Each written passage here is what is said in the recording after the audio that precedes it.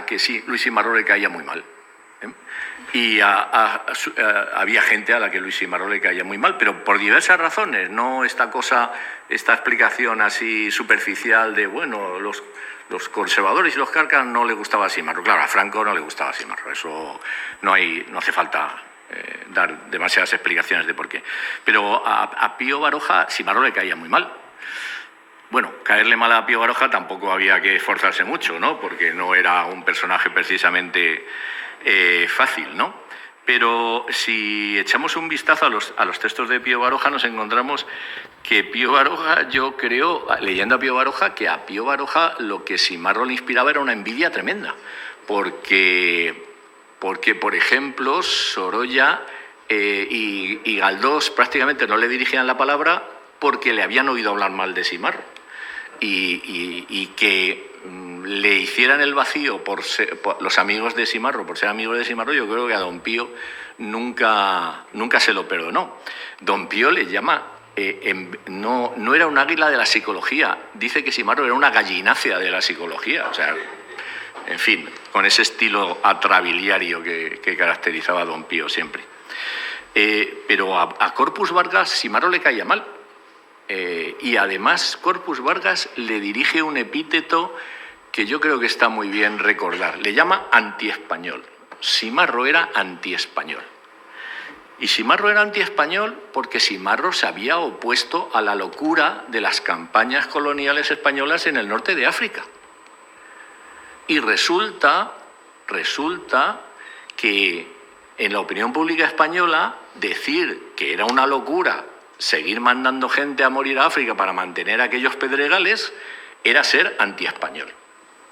Ser español era seguir en la aventura esta loca imperialista. De hecho, Simarro fue incluso agredido, cruzando por la Puerta del Sol, fue agredido por un grupo que le reconoció y que le empezó a insultar por no apoyar la aventura española en África.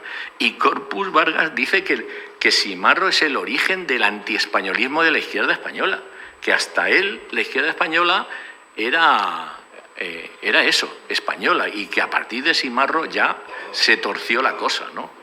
En fin. Y bueno, y hay otra gente a la que tampoco le caían del todo bien. A Gregorio Marañón no le caía nada bien y le comparaba nada menos con Letamendi. Y claro, el doctor Lafora pues, se subía por las paredes, ¿no? Comparar a Simarro con el prototipo de la medicina ya absolutamente obsoleta, ¿no? Pues realmente le sacaba de quicio. Vamos a ver. ¿Simarro en parte tenía un poquito de culpa de caer mal? En parte sí. Simarro, bastante gente le describía como un hombre que tenía una sorna glacial, que esta frase siempre me ha dejado así un poco estupefacto, sorna glacial. Simarro le gustaba provocar, esto es cierto, a Simarro le gustaba provocar. Y hay algunos episodios que lo reflejan de manera fantástica, ¿no? Simarro, cuando recibía, que fue durante mucho tiempo un psiquiatra de un enorme prestigio al que acudía muchísima gente, Simarro durante una temporada tuvo la ocurrencia de a los locos más graciosos que acudían a su consulta, les recomendaba como tratamiento que se hicieran socios del Ateneo. Y entonces, claro, en el Ateneo empezaron a notar que aquello se estaba empezando a llenar de gente muy rara. Y que organizaba unos escándalos en los debates y tal, y entonces ya tímidamente empezaron a preguntarle, ¿y usted cómo ha oído hablar del Ateneo? No, a mí me ha dicho el doctor Simarro que me apuntara, y por lo visto la directiva del Ateneo estuvo a punto de tomar medidas muy serias contra el doctor Simarro por mandarles a estos personajes. Hay otra anécdota fantástica del doctor Simarro en la que el presidente del gobierno del momento le invita a un banquete en honor del presidente de la República Argentina que está de visita en España. Y entonces pues empiezan los discursos y la hispanidad y el ejemplo de la madre patria y tal. Y en algún momento algún imprudente le invita a hablar a Simarro y Simarro se levanta y se dirige al presidente de la República Argentina, con el presidente español delante y tal, y le dice: señor presidente, más valdría que se fijaran ustedes en naciones civilizadas y que prometan llegar a algún grado de progreso, que no en este país decadente y absolutamente corrupto, ¿no? Bueno, fíjense, en el banquete, el presidente del gobierno español, el ministro de Educación, todos allí, mirando a Simarro, en fin, queriendo en este momento probablemente tirarle por la ventana, ¿no? Pero también era muy sarcástico y utilizaba esa sorna glacial con la gente incluso que le había aupado a la popularidad, y en concreto con sus compañeros del Ateneo.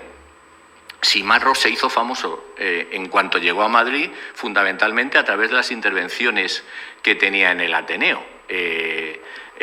Manuel de la Revilla, como sabe Javier perfectamente, Clarín, empiezan a escribir en la prensa que ha llegado una nueva estrella al Ateneo, ¿no? que está, en fin, protagonizando los debates. Bueno, Simarro, pasados unos años, decide que se va a estudiar a París y de despedida escribe un artículo en El Imparcial, un artículo que les sugiero, que no es difícil de encontrar, que lo lean porque es delicioso. Se llama El almacén de las opiniones hechas, el artículo. Y en este artículo habla de un joven que llega a Madrid, despistado, a estudiar, y se encuentra con que en los cafés, en los salones y tal, en Madrid todo el mundo entiende de todo, todo el mundo tiene una opinión sobre todo. Es decir, si se habla de economía, todo el mundo sabe cuáles serían las soluciones económicas. Si se habla de orden público, todo el mundo sabe perfectamente cuál sería la solución del problema del orden público. Pero es que si se habla de la escasez del agua, todo el mundo tiene una opinión formada sobre cómo arreglar el problema hidrológico en España. Y claro, el muchacho dice: yo aquí no encajo, porque no tengo opiniones para todo, no tengo una opinión formada sobre todo. Y un día, caminando por la calle de la Montera, que era donde estaba el Ateneo, por eso el artículo, nadie se puede equivocar de a quién estaba dirigido, dice en el artículo, cuenta Simarro en el artículo, que el muchacho, caminando por la calle de la Montera, ve un almacén con un rótulo que pone almacén de opiniones hechas. Se queda así, entra y dice: bueno, ¿y aquí qué venden y tal? Dice: pues aquí vendemos opiniones de todo tipo. ¿Qué opiniones necesita usted? Y el muchacho le dice: pues bueno, pues no sé, economía, política, sí, y ve que el tendero va metiendo en una caja opiniones, ¿no? Una especie como de libretitas. Pero claro, le pregunta el tendero: pero tenemos distintos modelos de opiniones, ¿usted qué tipo de modelo de opinión quiere? Dice: yo liberal progresista, de ese modelo tenemos y tal. Y entonces busca en la estantería el liberal progresista y le da unas opiniones. Y el muchacho le dice: bueno, pero es que soltar estas opiniones sin saber nada, ¿no me podría usted dar algunos volúmenes y tal para yo ilustrarme sobre las opiniones que voy a soltar? Y el tendero, indignado, le dice: hombre, si aquí vendiéramos libros seríamos una librería, aquí vendemos opiniones, ¿eh? Entonces, yo supongo, en el Ateneo, cuando salió El Imparcial y leyeron por la mañana que Simarro estaba burlándose públicamente de los debates del Ateneo, en el que todo el mundo intervenía y llamaba al Ateneo el almacén de las opiniones hechas, pues me figuro el escándalo. Ya habría cogido el tren para París, así que supongo que no le encontrarían. Pero claro, es inevitable pensar en las tertulias de hoy en día, en las que los mismos tertulianos que acaban de hablar del problema del tráfico, después de la publicidad empiezan a hablar del problema de la guerra de Ucrania. Y entonces uno se queda estupefacto, ¿no? Debe ser que ellos también van al almacén de las opiniones hechas. Bueno, hay una multitud de cosas, no me quiero alargar. Hoyos y Vinent, otro personaje fantástico de principios del siglo XX, escribía novela erótico-satánica. Y pensó en Simarro para prologuista de una de sus novelas erótico-satánicas, ¿no?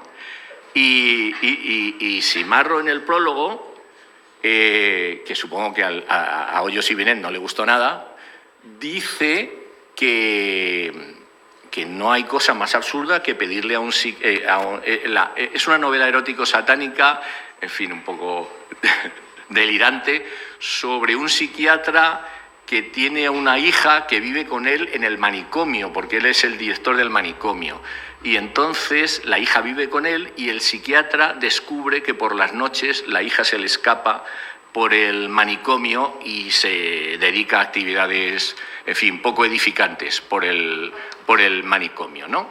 Y entonces le pide un prólogo a Simarro pues para caracterice los trastornos mentales de que pueda tener a la hija y tal. Y Simarro en el prólogo pone que no hay cosa más tonta que pedir un prólogo para hacer análisis psiquiátrico de un personaje literario, ¿no?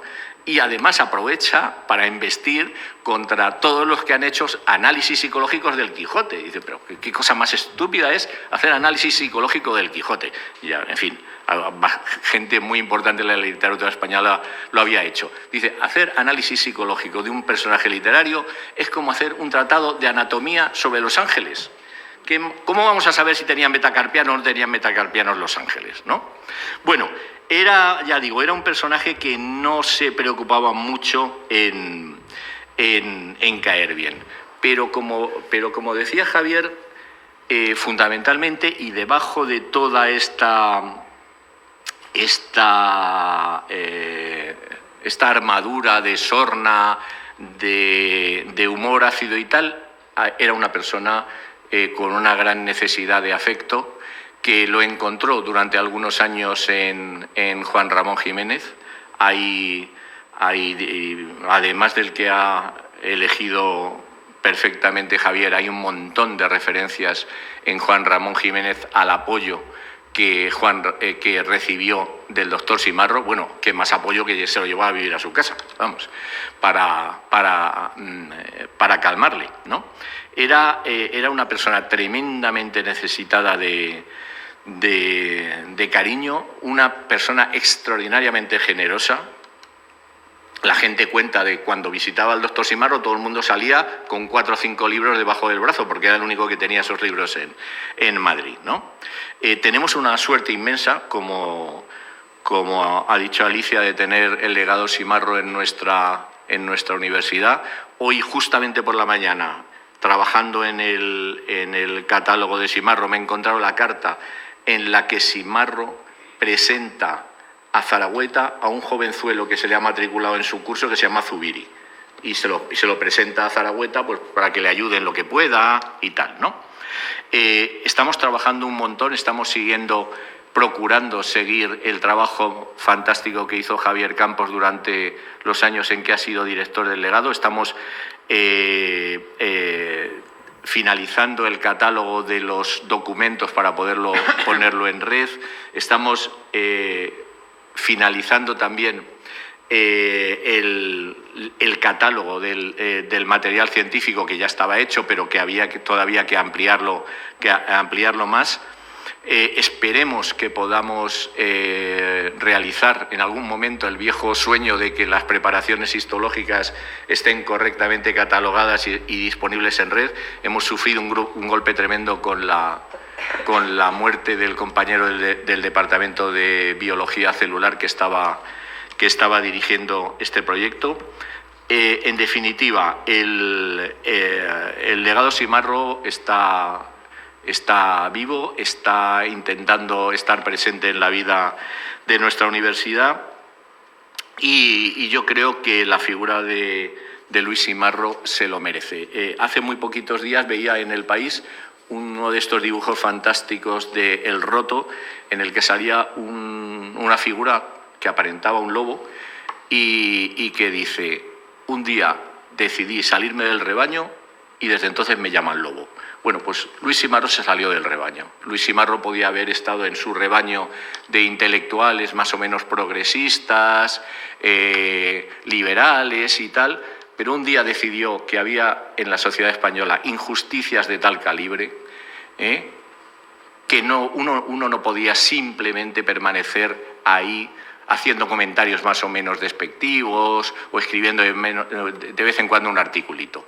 Decidió lanzarse a la arena, él, que era un personaje ideológicamente pues liberal, burgués, decidió lanzarse a la arena y hay alguna foto fantástica de Luis Simarro, una foto de Alfonso, del famoso fotógrafo, de Luis Simarro en un mitin monstruo que organizó en la Plaza de Toros de Madrid, en la que se le ve rodeado pues eso, de decenas de miles de personas. Como no había megafonía, tenía un pañuelo que agitaba cuando quería que la gente se callara, y el cronista dice: el doctor Simarro presidiendo el mitin monstruo en contra de la suspensión de las garantías constitucionales. Le auxiliaron en el mitin los señores Ortega y Gasset y Unamuno, que iban de auxiliares del doctor Simarro. Yo creo que no se puede decir más de la personalidad y la importancia que tuvo Luis Simarro en la sociedad española de su tiempo. Y muchísimas gracias por acompañarnos en este acto.